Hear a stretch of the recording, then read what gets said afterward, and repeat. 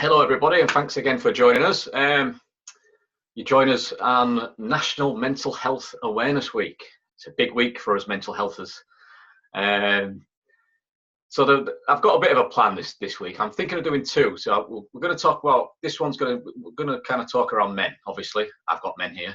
We're going to talk around kind of men and issues around men and kind of mental health and lockdown and that kind of thing, and what we can do to kind of change a few different things. But if you're new to the podcast, as always, the little blue thing up there, make sure you hit I've changed the name now, so it is actually called the podcast. So hit the little blue tick, and any comments, any advice, any kind of thing you want to share with us, pop it in the comments just down there. So yeah, as I said, we're going to have a bit of a chat around issues dealing with men. But first, it's been a couple of weeks since I've seen you two. I had Brad on last week, which was brilliant. It's gone down really well. Feedback's been great, and shared his story about his dad, Steve. So I'm back to you two, unfortunately. So I'm trying to get away from you. How you been, boys? It's been a couple of weeks. Week 7, I think, we're in, aren't we, of this lockdown, I think, is it? So how are you getting on? It feels like week forever. Yeah. Yeah, not bad. It's tricky, isn't it? You know, it's been an interesting time for everyone. Some things change, some things don't. Tim's at work, we're not at work. So it's strange. Still not got used to not working yet, which is odd. I thought I'd be used to it by now, but part of you craves a bit of routine, doesn't it? And getting into doing normal things again and what the world used to be like. It's been, in the last week, it's been Laura's mum's birthday, my mum's birthday, so difficult not to be able to celebrate properly other than sort of popping by the door to drop them off some presents. It's not ideal, but not a lot else you can do, is there, at the minute? It's just trying to stay safe and keep others safe as well, you know? That's it. Yeah, it's been a weird one, hasn't it? It's just been, I'm like you, I'm furloughed, so like I'm just 7 weeks in. I'm just got so used to just doing nothing and can't wait to get back to work. And whether that's anytime soon, we'll be there plain to see. I don't think, honestly, I can't see it. I don't know how we're gonna. I work in a popular pub chain, so I don't know how we can police it properly. Especially, I don't know. The think in July, but I don't know, mate. Honestly, I don't know. So other than that, I've just been keeping busy. Been doing a bit more baking. Try not to eat it. I'm still trying to lose a bit of weight. It's good, actually. I do a bit of baking, and then like people say they want them, so I just go around and drop them off and have a bit of a chin wag and stuff. Oh, yeah. Been watching a bit more Netflix last couple of weeks. That Michael Jordan thing. Have you watched that yet, Matty? Very good. I'm still the new episode's out today, innit? So I'm going to watch them today at some point if I get a minute. Yeah, I was watching it, and then you delayed us by half an hour. So Sorry.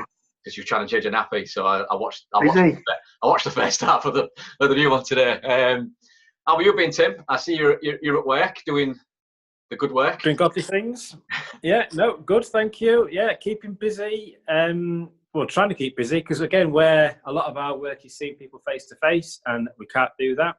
Our building is sort of 80% of the time full of people, and it's empty. It's cold. It feels really strange. So again, we're looking forward to being back to some version of normality, whatever that looks like. And I don't know what it'll look like. I don't know. For us, will everybody be able to come back at the same time and meet together, or will it be 10 people or 20 people? I don't know. It's all. So although we're still working and trying to keep in touch with people, keep people going, we don't know what it'll look like as they really do phase this out. So we'll have to just wait and see. And we don't know what, like with catering and restaurants and pubs and hotels, we're in the same group, so we don't know what the timescales are. Just wait and see. I think that's part of the problem, isn't it? Nobody really knows. I think if I'm being brutally honest, the last sort of week or so I found quite difficult in terms of it's affected my mood quite a bit, not being able to do what I usually do.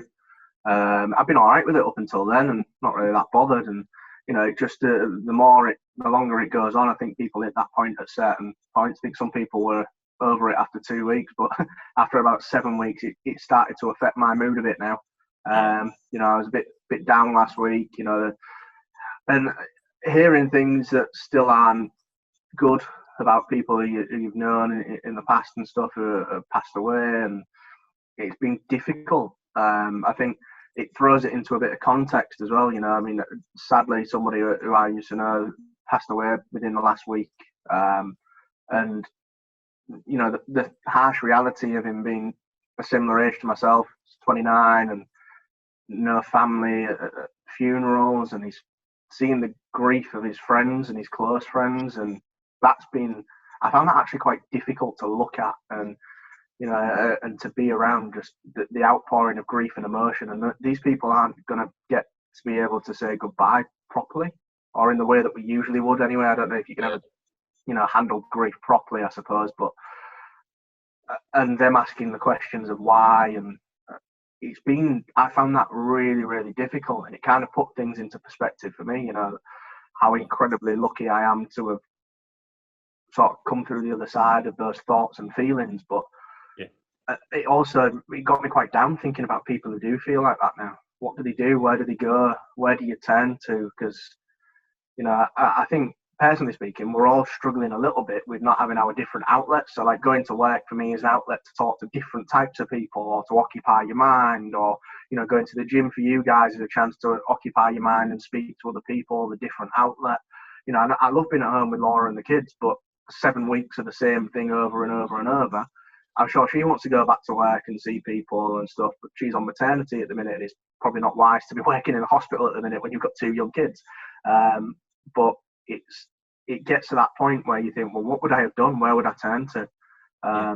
When it was, you know, hit me harder than I thought it would.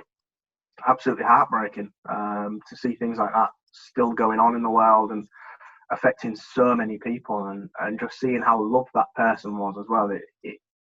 It's a bit soul destroying, and it actually had a massive effect on me when I didn't think it perhaps would, because, you know, it's a person I haven't spoke to for quite a long time. I saw them last year, just before going on a stag do, funnily enough. Last year with one of our other friends, was just all having a chat, had a good laugh, and see you later on your way. You know, and it kind of makes you think about how I was in terms of always being able to talk to people and have a laugh and be friendly, and it's the face that people put on, isn't it? And you never really think about, even somebody who's been in our position, I don't think you truly ever think, oh, well, there might be something behind that. You don't know, do you? And it was horrible, really, really tough to see. More so the outpouring of grief from these really close friends and stuff, and how they must feel. It's horrible. Yeah, I put something on our Facebook and Instagram. If you don't follow us, make sure I'll put some links around. Just go give us a follow. It just follows the podcast and keeps you up to date and stuff like that. But yeah, I put something on weekend. I found out last week about an old mate of mine I used to work with on Monday. I can't really say anything. It's not out there yet. But like, yeah, it's just a weird one how it still goes on, doesn't it? Like, obviously, you know, there's been a few, haven't there? I think there's been three people in the last 2 weeks, I think. That I know of. Yeah, I know of. Yeah, all fellas as well, and it's just like all reasonably young. Do you know what I mean? Yeah. Like all kind of late 20s, mid 20s, like kind of thing. And you just don't know. It gets you thinking, doesn't it? Like Matty. Like I can't claim to be his brother or his, you know, best mate, but obviously I worked with a lad for a couple of years, and it's just like, you just get to know people, don't you, like that? And obviously, I didn't speak to him for quite a while, to be fair. I hadn't really seen him or spoke to him kind of thing, but it's just something you don't like to find out about, innit? And it kind of just like put me down a little bit this week. I'm same as Matty, like I'm just thinking like, why? Like, the weird one, innit? Like, it's just mental health awareness week this week as well, innit? So you think like trying to encourage people to come out a little bit more, and it's the best week to do it because everyone's alert to it, aren't they? I think, and it's the best time to come out and actually speak out. Or I think, you know, one of the upsetting things as well is seeing people obviously saying things about, I wish I'd have known, I wished I could have helped. How do you know? And you don't. It's almost like seeing people. It has a devastating effect, doesn't it, when somebody passes away, regardless of circumstance. But to see people almost kind of thinking, is it something I could have helped with? Could I have sort of helped that person? Is it? I don't know if people are feeling guilty, thinking, oh, what if I'd have done this? What if I'd have done that? And that's a difficult thing, because, you know, what I think I'd say to those people is there's not nothing you can do. Of course there is, but us people who have had issues like this are very, very good at hiding and very good at hiding things, and we'll always endeavour to make other people happy at the expense of ourselves. And Yeah. and I think that comes through to the fore. And when people are saying, you know, is there more I could have done? Why could you have just spoke to me? And that's what gets to me. I think, you know, I feel the pain of those people feeling helpless to it, and it's not their fault. You know, there's very little they could have done in real terms. If somebody is that low and is that good at hiding things, as we all have been, I don't know what you can do. And it's absolutely devastating seeing those people almost questioning themselves. You know, you kind of, even more so at times like this, you just want to go and give them a hug, don't you? And just go, don't worry about it. You know, don't worry. We can chat, talk through it. And for these people, you know, it's going to raise questions in their own lives now. It's just sad. It's just unbelievably sad. It's like a snowball effect, isn't it? It's the thing. I've been through it to actually two of my actual mates. I've been through it twice, and it's just a snowball effect. It's not. It's like it's obviously it's your mate and stuff, and then you just start thinking about certain things through life, like, or maybe this was maybe a sign if I'd just jumped in there, maybe things might. But you can't think like that. You can't think like that. You can't live that what if mentality. What if? It's happened. You can't change it, unfortunately. But I think sometimes we forget this is an illness. You know, it's not that people who suffer from low mood or anxiety or depression, we don't suddenly think, oh, well, we'll do this today. And it's a little bit like saying to someone with a broken leg, oh, just run, just walk it off, just run it off. Do something to help yourself. And the last thing you want to talk to people, when you feel like that, someone's saying, oh, just talk to me, is the hardest thing to do. Yeah. And so when someone does pass away, we forget that that's the end of an illness process. And it is tragic in the same way that it's tragic when someone dies of cancer or coronavirus or anything. It is a tragedy. But we somehow stigmatize, even after death, that process. And it is the end of an illness process, and it's no less tragic than any other process. And we can't, and we do, because we think, oh, if only we'd have spoken. Well, it didn't happen because it couldn't happen. And that's why suicide is so tragic, is because then all those people around then carry that guilt. When someone dies of cancer, we don't think, oh, if only I'd have done this, it might have been better. If only I'd have done that, it might have got better. Yet we do with depression. And what happens is often people who have low mood know other people with low mood. And it is just this awful, almost like ripple when you drop a pebble in a pond. And this grief and emotion just separates out and spreads out and washes over those people around. It's awful. And we look for something to blame, don't we? And that we can't blame. It is part of, often people with low mood and depression feel so much deeper. And that is a massively wonderful, positive thing in some ways, but it's a really hard thing to manage when times are tough. The question I want to ask you, Tim, is obviously you get people coming to you, don't you, for certain things, like a bit of, bit of help sometimes and stuff like that, bit of guidance, bit of advice and stuff. But do you think with depression and anxiety and stuff, do you think people get that what if mentality because you think it's curable? Sorry, I talk with my hands. I'm sorry. Do you think it's that mentality? Well, I think sometimes there's a school of thought that it's somehow, certainly in church, that it's either a spiritual lack or a moral lack, and because you're doing something that's not good or not morally right, then this is a punishment, and that's complete rubbish. God doesn't sit there with a big bucket of depression and ladle it out on the people who haven't been good. And the other side is it's seen as if you were just stronger. If you were stronger, it wouldn't matter, because other people go through the same things and they don't get it. They don't get depressed. And for me, when people come to talk to me, certainly in times of loss, they do want somewhere to put that grief. Now, in my case, it's often God. So why does God allow this to happen? Why does God let children die? Why does God let good people die? And the answer to that, my personal answer is, God doesn't allow it. It happens because we live in a world and there are consequences to our choices, and there are good and bad things happen universally across the board, whether you are a good person or a bad person. My opinion of mental health is it's the same as physical health. We all have it. Sometimes it's good, sometimes it's not good. The difference with physical health is we've treated it and researched it for longer, and there are clearer signs and pictures. There are clearer ways of testing. There are clearer ways of examining. You can look at an X-ray, but we can't with depression at the moment. We can't see what's wrong, what's misfiring, what's misfunctioning. So yeah, I know when I've experienced low mood, the first person I look at as to being in the wrong is me. I look inwards. I don't look outwards and think, oh yeah, it was a really crappy week last week, and this was difficult, and that was difficult, and so there's no wonder I'm feeling a bit low. I'll look inwards and think, oh, what have I done wrong? Why am I like this? And so that's the big difference. If I broke my leg, I wouldn't be looking inwardly thinking, oh, why did my leg break? I must have not drunk enough milk. Oh no, hang on a minute, I don't drink milk. Therefore, it's my fault that my leg broke.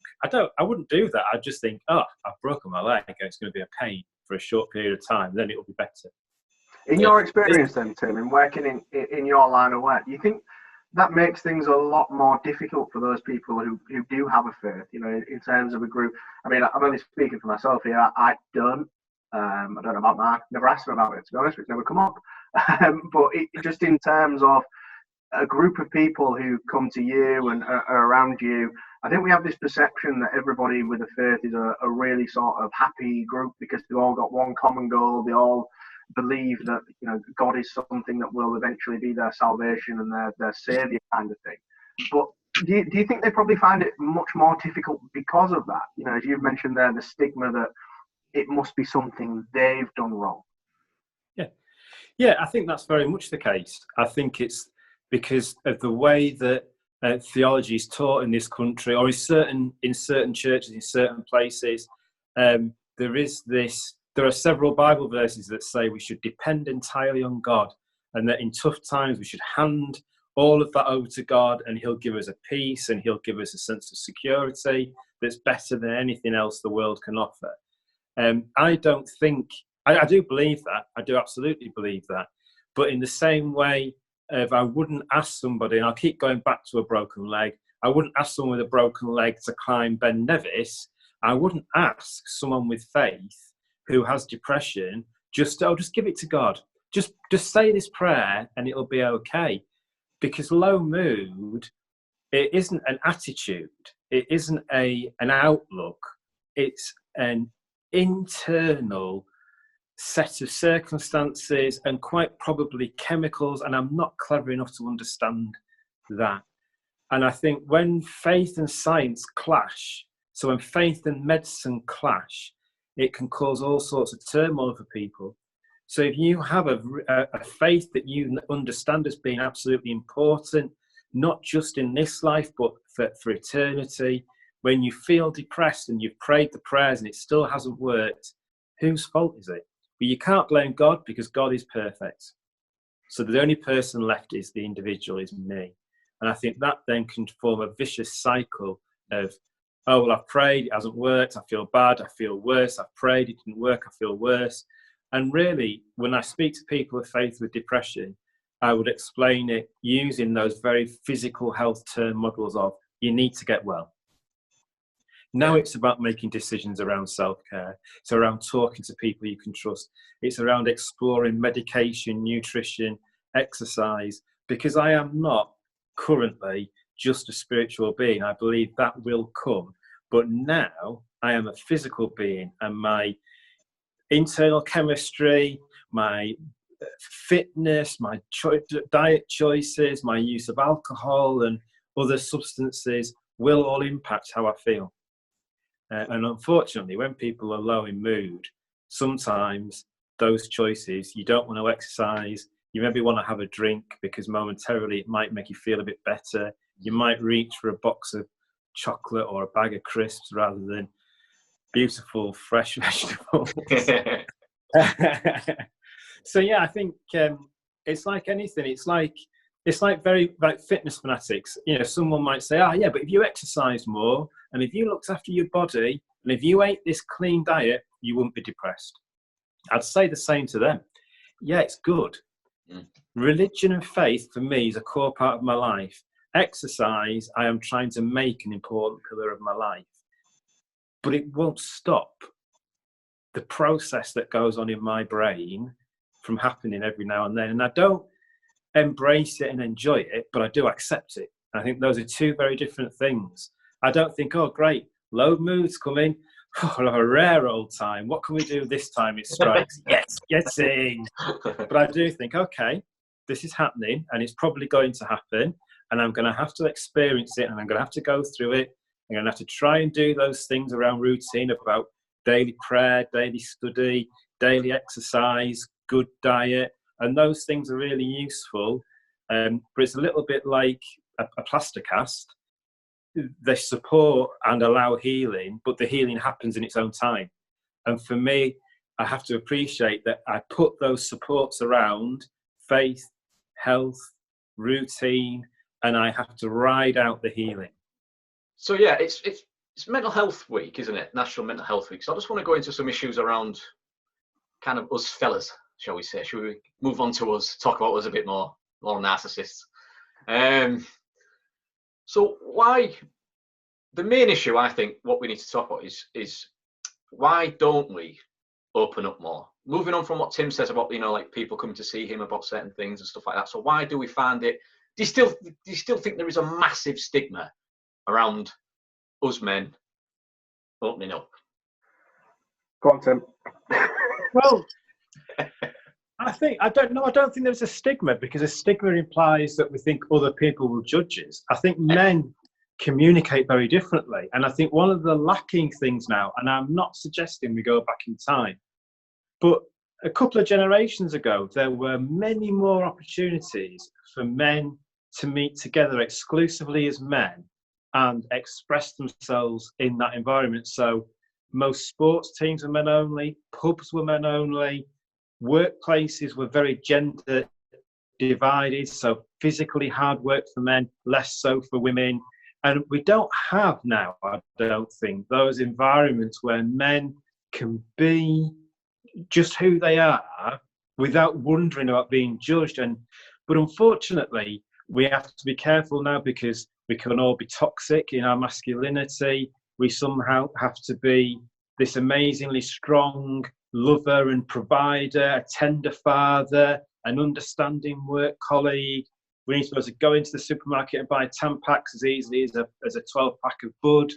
We've got to be all those things. And I think fundamentally, within our core, there is a part of us that isn't that.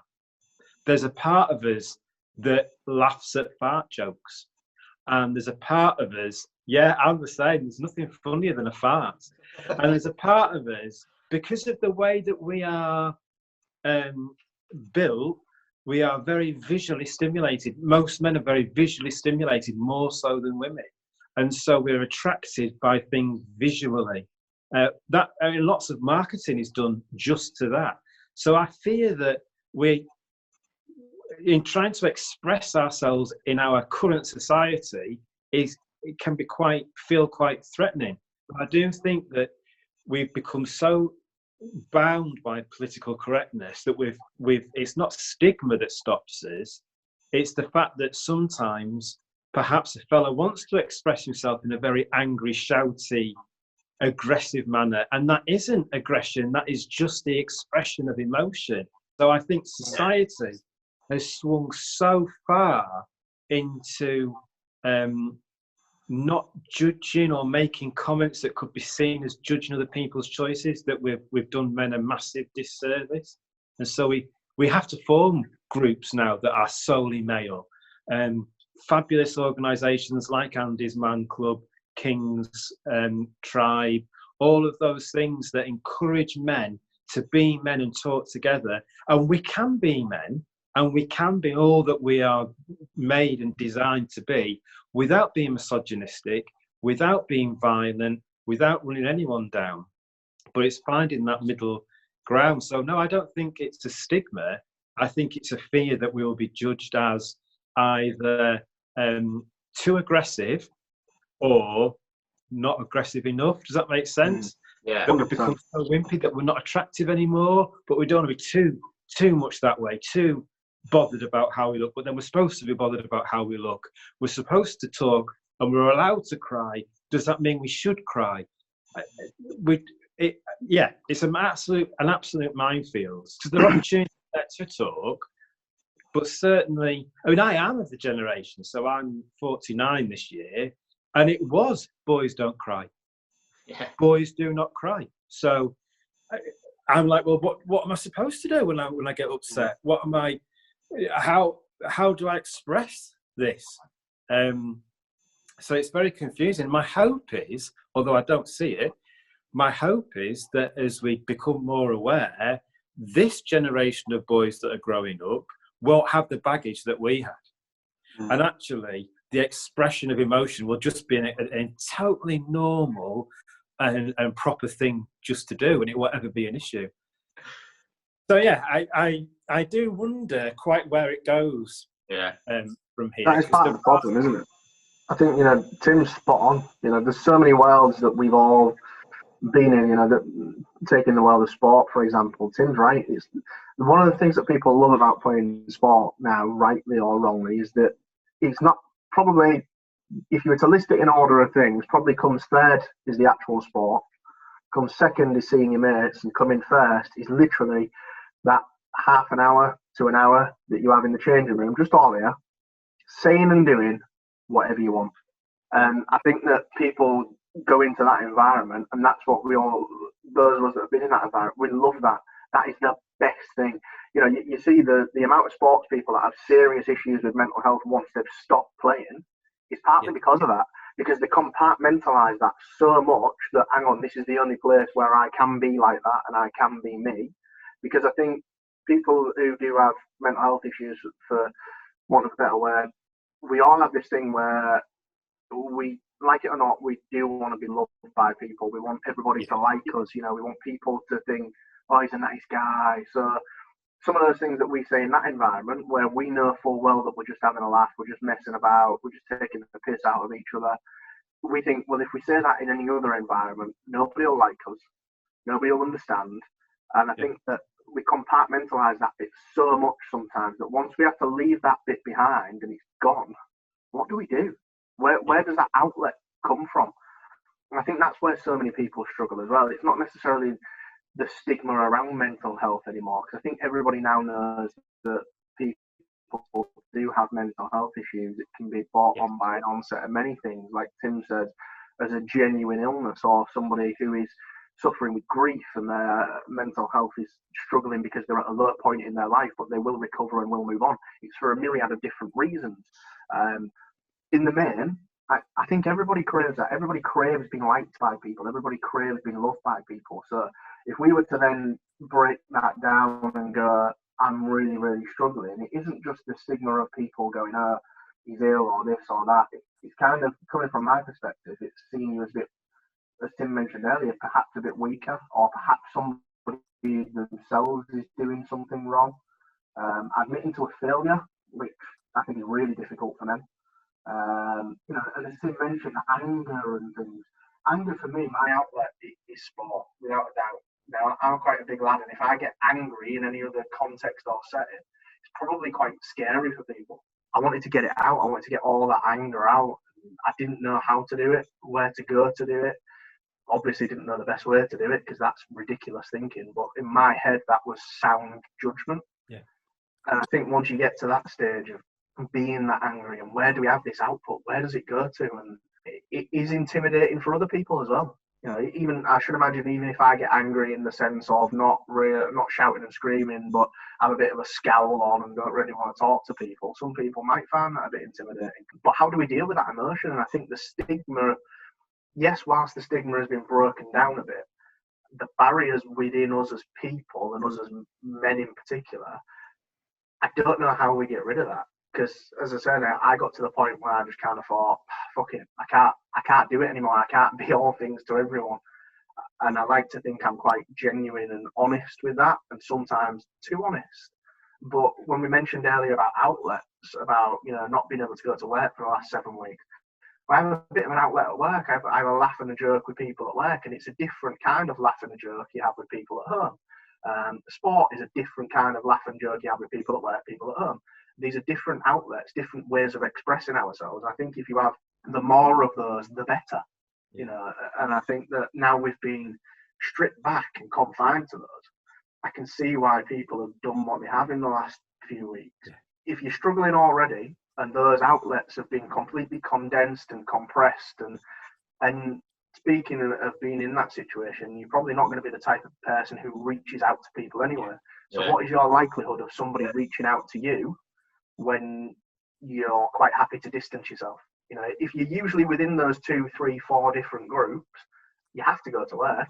You're probably going to go and play sport because you like it. You're going to go to the gym because you like it. It's a bit of an outlet. What are you going to do if all those are taken away from you and you're not the sort of person that reaches out anyway? You're just going to go, well, I'll carry on my own, and then it becomes too much.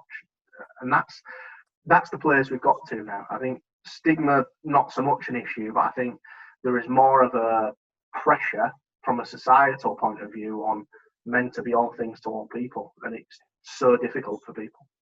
I think as well as being, sorry, Mark. No, go on, Tim. You're right. As well as being all things to all people, it's being non-offensive for the rest of the time. It's like, I want you to be this strong provider now, but then I want you to paint my toenails later and talk to me about Sex in the City.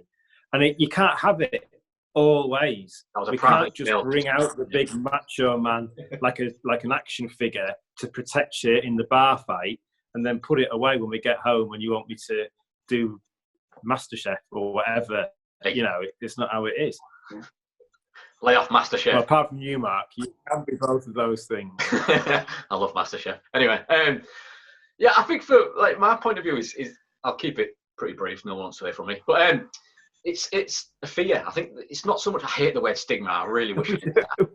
I hate the word stigma. But yeah, I think it's a fear, isn't it? It's that fear of being judged, like everyone says, about being weak, being that weak man. And interesting thing about a documentary mentioned about the cricket, David Warner, the Australian cricket guy, when Jonathan Trott left the tour, do you remember, Matt? He called him weak, didn't he? He said he's a weak man, and press conference after called him weak and stuff like that. I think it is a genuine fear of being perceived as being a weak man. And it's completely the opposite. You should never, ever, ever feel like you can't talk to people about anything. Sport, mental health, how your gym is, how work is, how your family is, how your kids are. It should be a part of the conversation. And it should be making those conversations more important, I think.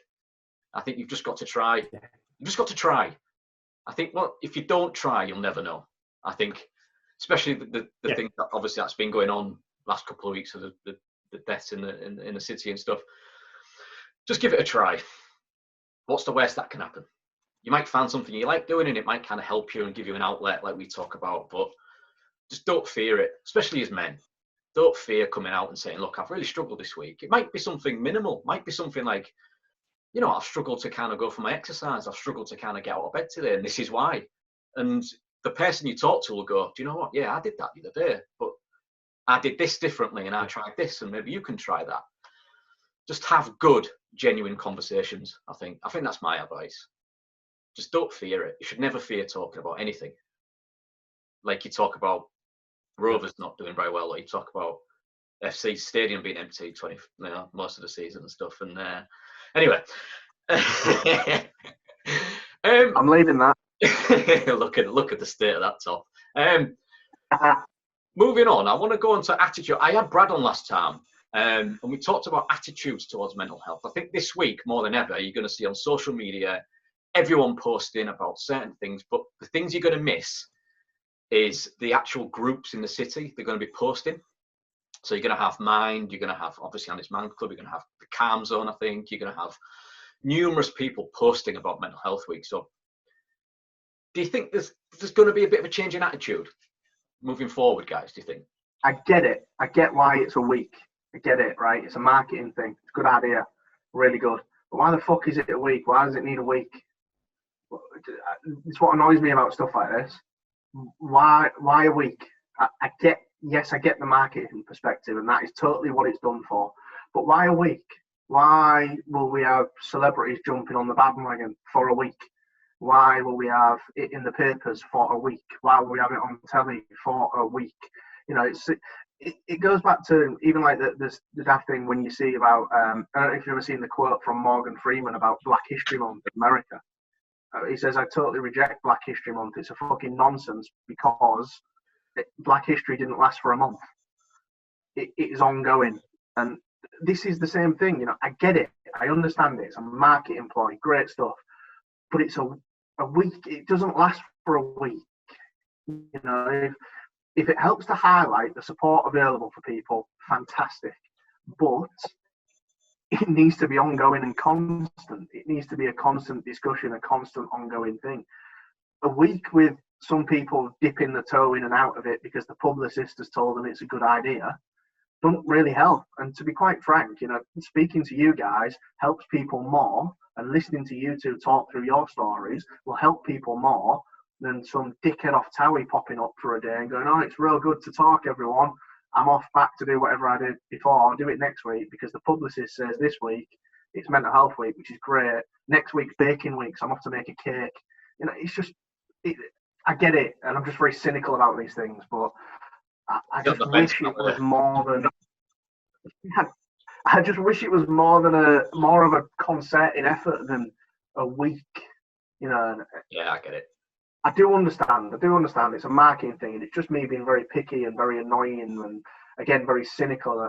The role of celebrity and things like this kind of annoys me a bit because whilst I do get that some of them probably do have some quite genuine cares and concerns, where are you for the rest of the year? You know, it needs to be ongoing. But will it change attitudes? Might do for a week. But sadly, and really, really sadly, it is the things we spoke about earlier that leave a lasting impact and legacy on people's lives where they then think, I need to do something. It isn't a week of a marketing campaign. And it takes those horrible, nasty things to bring it into stark focus and reality for people. That changes views and that changes perceptions. Yeah, I think it, like I said, it needs to be a constant conversation. It needs to be in the public eye. It needs to be constantly talked about. Like my program was on again Saturday night. It needs to be on prime time, not at 12:30 on a night.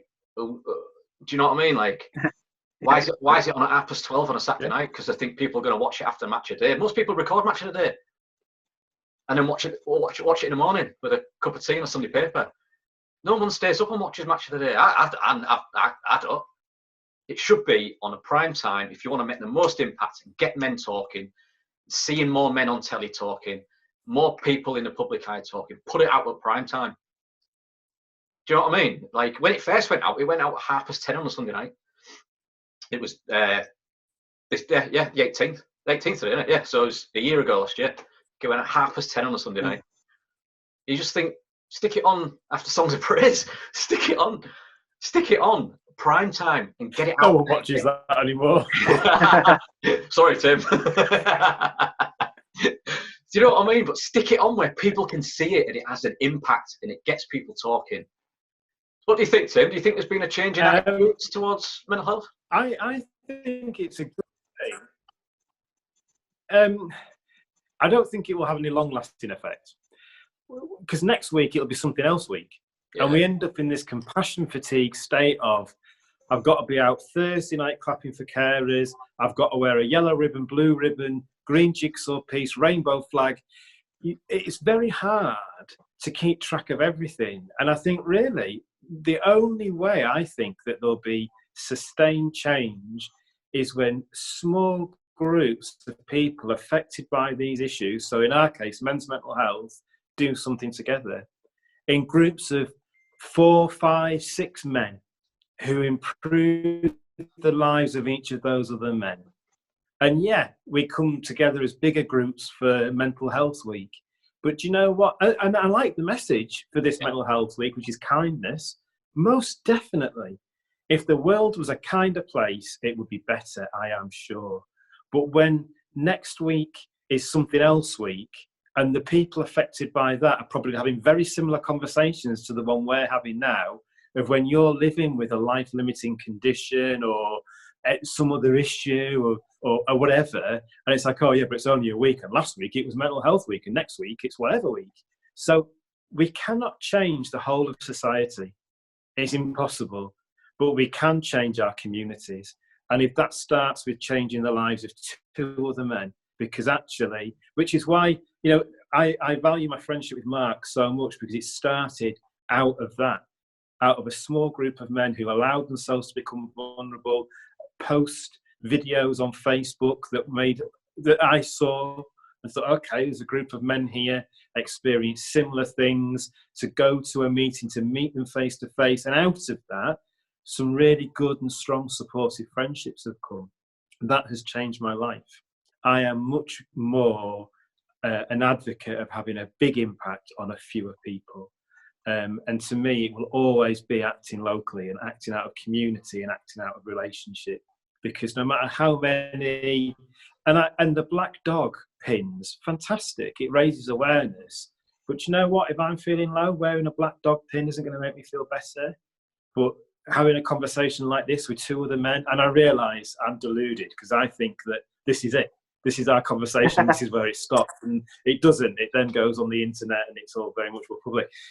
But even in the process of talking like this, I find it useful. So that's what we need to promote. It's actually men engaging with other men, to have that almost locker room mentality, and the like, what happens in Vegas stays in Vegas kind of attitude. I mean, it's a safe place. Express yourself. The things you say here don't necessarily define your thoughts and opinions, but it is an absolute moment, an absolute instant snapshot of how things are. And it might not be how it is tomorrow, but it's vital that we talk about it now.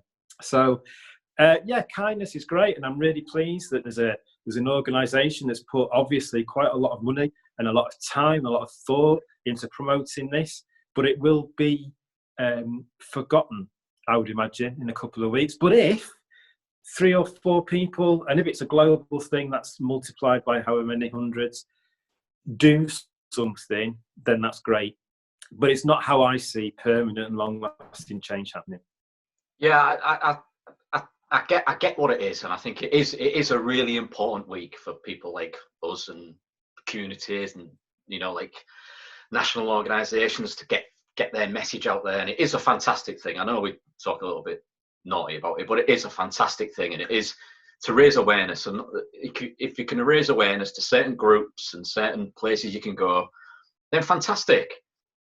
But what happens next week? And it's a strange thing. But what can you do? Like, what can we do? Where does it start? Where do we go? Do we go, like Tim says, do we go to communities? Do we go to Facebook groups? Do we go to posting videos of yourself talking shite like I did a couple of years ago? But that video of me talking shite has brought people into opening up. Do you know what I mean? It's that thing of, if you can get to that one guy. Yeah. I think that was our mission when we started, obviously, the whole group. It's that thing of changing one man's life. And when I met Tim, we used to get people that used to take weeks to get into the building, and then they wouldn't say anything, right? But then you'd see them 2 weeks later on the street, and they go, "Oh, it's changed my life. I went home and I opened up to my missus," but they wouldn't say anything in front of us. It was really strange. But I think we need to get more men out there. The more people that do things like we're doing, and a friend of mine's just started a podcast out of his bedroom or something. He's just started his own podcast, talking and stuff like that, which is great.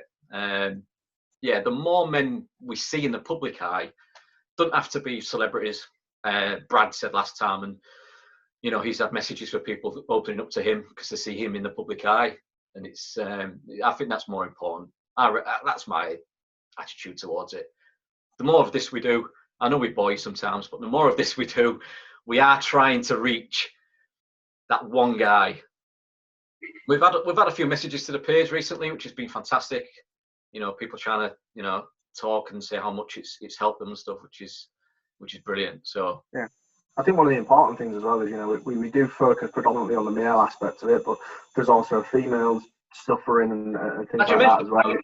It has, which, you know, it's a completely open forum, but I think as well, it's useful for those who don't suffer with anything, who don't have any mental health issues.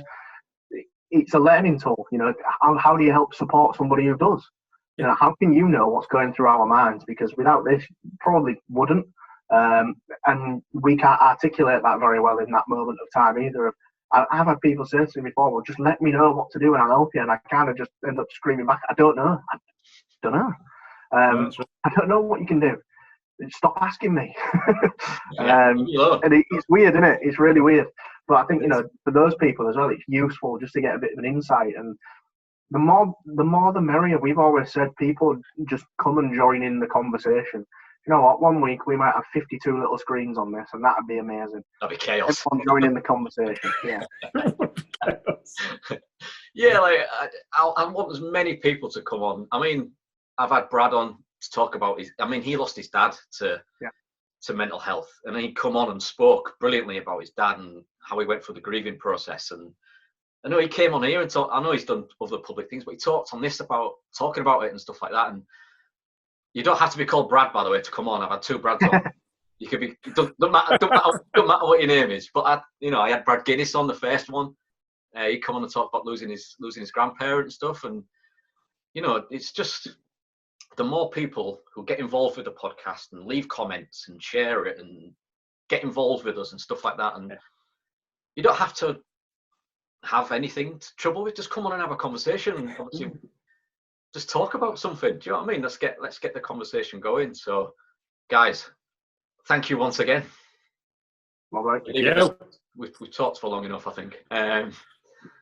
But no, thanks, boys. Matty said there's a plan to have a female episode this week. I want to do a male episode and a female episode. There's a couple of plans, but if you want to come on and have a chat, in the comments down below. Tim, thank you for spending your lunch hour with us. Welcome. Continue the good work, my friend. Matty, thanks for kicking your family out the house to have a chat with us. Thank God you've made yourself a bit better. Good job you've leant down a little bit so I can't see that shite you've got on. But but no, thanks everybody. And again, thanks for joining us. Don't forget to hit the like button and leave the comments down below. Thanks, boys, and we'll catch up, I think, later in the week, hopefully. Thanks, mate. Later. Thanks, boys. Bye.